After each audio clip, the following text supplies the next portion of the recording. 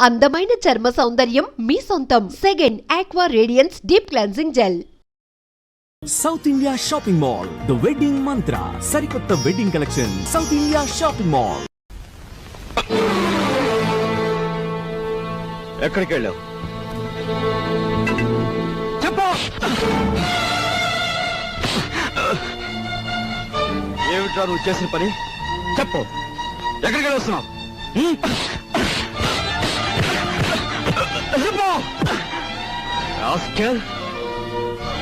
ఏమిట్రా నువ్వు చేసిన పని?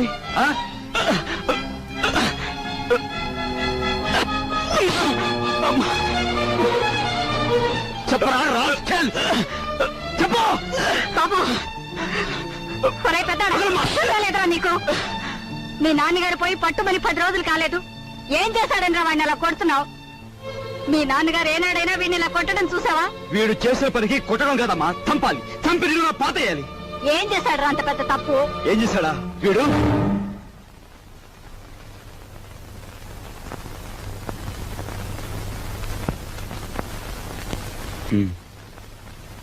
బాబు, వీడిని తమ్ముడురా. తప్పు చేస్తే శిక్షించాల్సిందే. కాకపోతే ఆ సమయంలో వీడిని తమ్ముడని మాత్రం గుర్తుంచుకుంటే చాలు. పత్రా.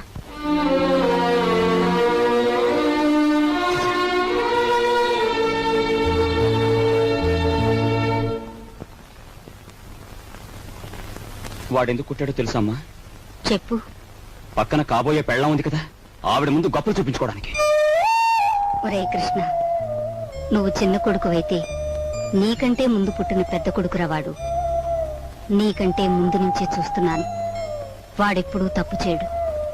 వాడితో ఉన్న ఆ పిల్ల వాడంత గొప్పదని నా అభిప్రాయం.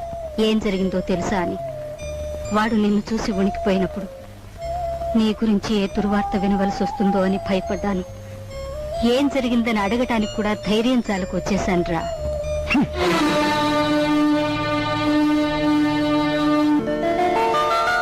ఈమె నా చెల్లెలు ఇల్లు వదిలి వచ్చేసింది.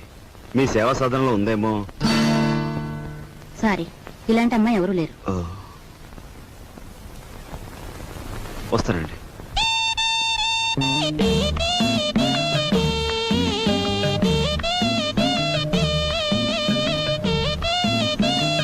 ఇలా రా. వస్తున్నా. నీ చూపులోని ఆకలి నాకు అర్థమైంది. నీకేది కావాలన్నా నేను ఉపయోగపడతాను, అలాగే నాకేది కావాలన్నా నువ్వు ఉపయోగపడాలి. ఇక్కడ ఫ్రెండ్షిప్ కి అది కండిషన్. ఓకే? రాజు, నువ్వేవి అనుకోనంటే ఈ డబ్బుతో నీ అప్పులన్నీ తీరిస్తే ఎలా ఉంటుంది?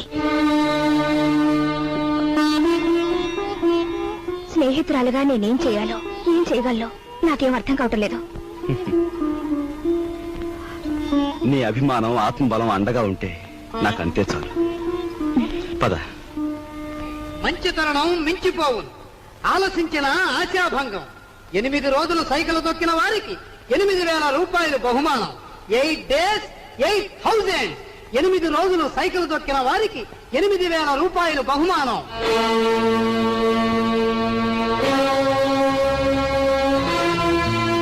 రాజు, అప్పులు తీర్చడానికి నువ్వు సైకిల్ తొక్కుతున్నావట.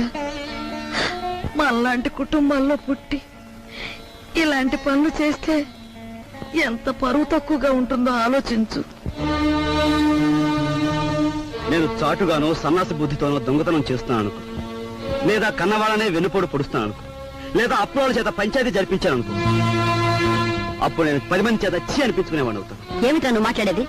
మొన్నటికి మొన్న కుమ్మరాడి దగ్గర కూలిపిని కొప్పుకొని ఏంటి పరువు మీద పెద్ద బండ పడేస్తావు.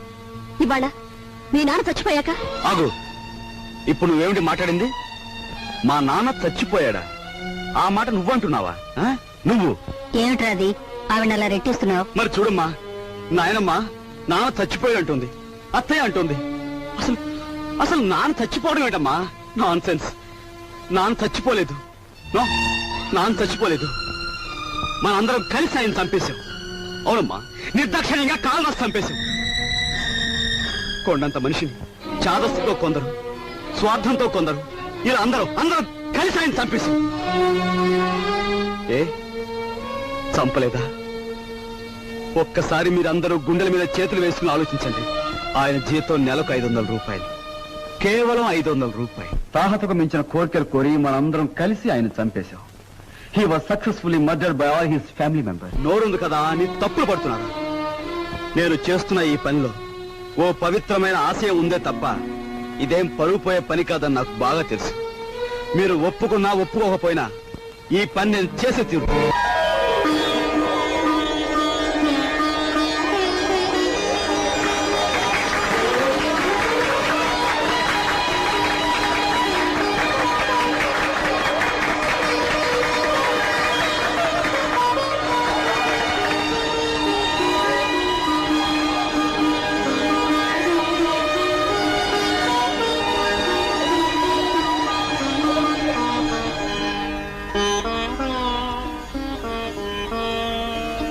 ఇవాళ నీ కొడుకు ప్రయోజకుడైనందుకు ఇప్పుడు నువ్వు ఉంటే ఎంత ఆనందించేవాడివిరా.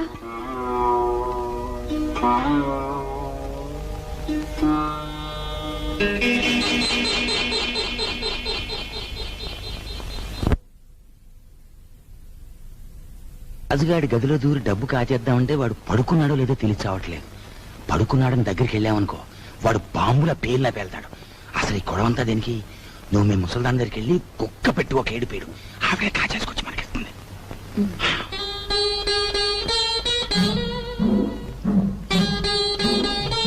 రాజు సైకిల్ దుక్కి సంపాదించిన డబ్బుతో ముందు అప్పులు తీరుస్తానంటున్నాడు. మమ్మల్ని మాత్రం ఆగమంటున్నాడు. వాడు సైకిల్ తొక్కుతానంటే మనం అందరం వాడిని కాదన్ను. ఇప్పుడు ఆ డబ్బు మనం కావాలంటే ఏం బాగుంటుందమ్మా. అందుకే వాడి చేతుల నుంచి మనం తీసుకోము. మరి నువ్వు ఆ గదిలోకి వెళ్తావు, ఎవ్వరికి అనుమానం ఉండదు. ఆ డబ్బు నువ్వు తెస్తావు.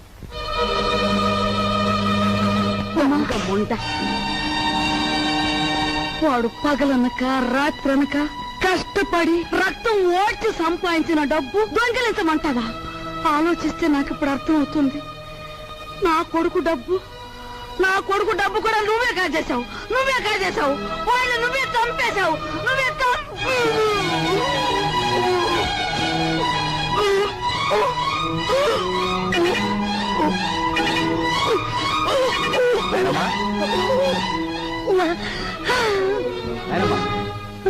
బాబు ఏమైందమ్మా? ఎందుకు కేకలు పెట్టావు? నాయనమ్మా ఏమైందమ్మా? ఏం లేదు బాబు, ఏదో పీడకలు వచ్చింది. మీ నాన్న గుర్తుకొచ్చాడయ్యా. సరే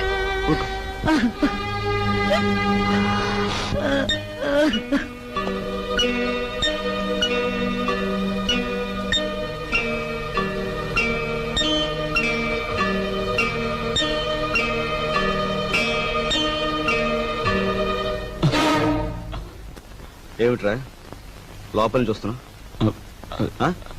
ఏమిటి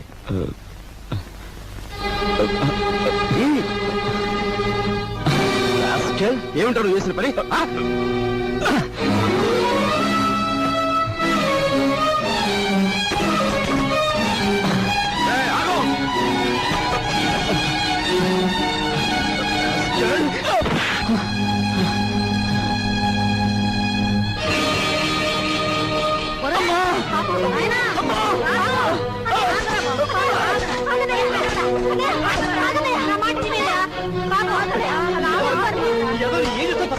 అమ్మా వదలమ్మా, మీరు కూడా అమ్మా.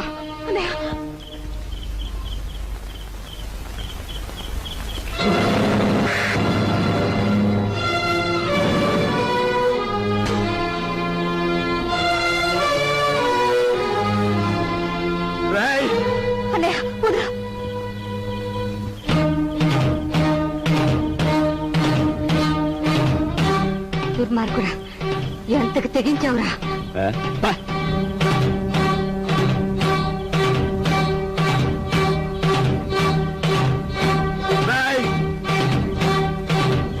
తప్పు చేస్తే శిక్షించాల్సిందే. కాకపోతే ఆ సమయంలో వీడిని తమ్ముడని మాత్రం గుర్తుంచుకుంటే చాలు. తమ్ముడు ఎవడ్రా నీకు తమ్ముడు? ఒక సిగరెట్ వెలిగించినంతసేపు లేదు నీ పెద్దరికం. ఒక దమ్ము లాగినంతసేపు లేదు నీ పెద్దరికం. అందుకోసం నువ్వు ఎగిరిపడిన అవసరం లేదు. ఏమిటి నీ గొప్ప? నాన్న చచ్చిపోయి 4 రోజులు కాలేదు, రకరకాలుగా అధికారం చలాయించాలని చూస్తున్నావు. నీ పెద్దరికం నాకు అక్కర్లేదు. సచ్చినాడా ముసలిముండా. ఐఎమ్ సారీ, నీకు మర్యాద ఇవ్వాలి కదూ. చూడు మిస్టర్,